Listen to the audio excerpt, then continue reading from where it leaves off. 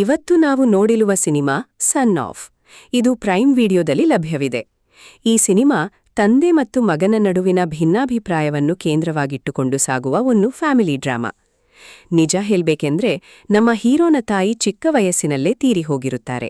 ಹಾಗಾಗಿ ಹೀರೋ ತನ್ನ ತಂದೆಯ ಜೊತೆಯಲ್ಲೇ ಬೆಳೆಯುತ್ತಾನೆ. ಇವರಿಬ್ಬರ ಮಧ್ಯೆ ಚಿಕ್ಕಂದಿನಿಂದಲೇ ಸಾಕಷ್ಟು ಸಮಸ್ಯೆಗಳಿರುತ್ತವೆ. ದೊಡ್ಡವನಾದ ಮೇಲೆಯೂ ನಮ್ಮ ಹೀರೋ ಒಬ್ಬ ಕೆಲಸಕ್ಕೆ ಬಾರದವನಂತೆ ಅಲೆಯುತ್ತಿರುತ್ತಾನೆ.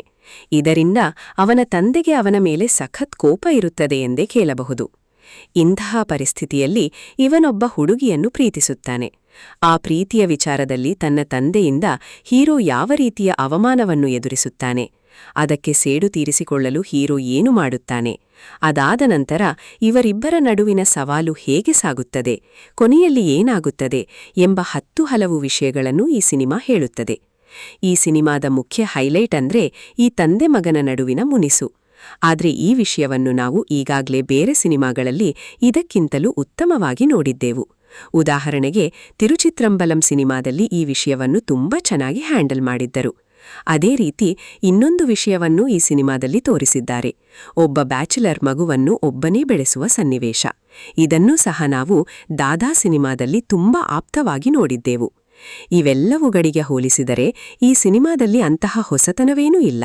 ಸಿನಿಮಾ ತುಂಬಾ ಸಾಧಾರಣವಾಗಿ ಮೂಡಿಬಂದಿದೆ. ಹಾಗೆಯೇ ಈ ಸಿನಿಮಾದಲ್ಲಿ ಬರುವ ಆ ಕೋರ್ಟ್ ತೀರ್ಪು ನಿಜಕ್ಕೂ ವಿಚಿತ್ರವಾಗಿತ್ತು. ಒಬ್ಬ ಜಡ್ಜ್ ಆ ರೀತಿ ಹೇಗೆ ತೀರ್ಪು ನೀಡಲು ಸಾಧ್ಯ ಅನಿಸುತ್ತದೆ? ಕೊನೆಯಲ್ಲಿ ಅದಕ್ಕೆ ಕೆಲವು ಲಾಜಿಕಲ್ ಕಾರಣಗಳನ್ನು ನೀಡಿದ್ದರೂ ಸಹ ಅದು ಅಷ್ಟೇನೂ ಸರಿ ಅನಿಸುವುದಿಲ್ಲ. ಹಾಸ್ಯ ಅಷ್ಟಾಗಿ ವರ್ಕ್ ಆಗಿಲ್ಲ.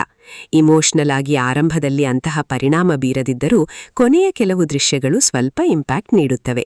ಹಾಗೆಯೇ ಕೊನೆಯಲ್ಲಿ ಬರುವ ಒಂದು ಸಣ್ಣ ಸರ್ಪ್ರೈಸ್ ಚೆನ್ನಾಗಿ ಕೆಲಸ ಮಾಡಿದೆ. ಉಳಿದಂತೆ ಸಿನಿಮಾ ಪೂರ್ತಿ ಒಂದು ಸಾಧಾರಣ ಫ್ಯಾಮಿಲಿ ಡ್ರಾಮಾದಂತಿದೆ. ನನ್ನ ರೇಟಿಂಗ್ ಈ ಸಿನಿಮಾಗೆ 2.3.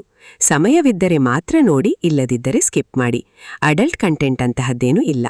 ಈ ಮೂವಿ ರಿವ್ಯೂ ಇಷ್ಟವಾದ್ರೆ ಲೈಕ್ ಮಾಡಿ, ನಿಮ್ಮ ಅನಿಸಿಕೆಗಳಲ್ಲೂ ಕೆಳಗೆ ಕಮೆಂಟ್ ಮಾಡಿ.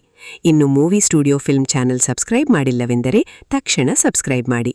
ಮುಂದಿನ ರಿವ್ಯೂನಲ್ಲಿ ಭೇಟಿಯಾಗೋಣ.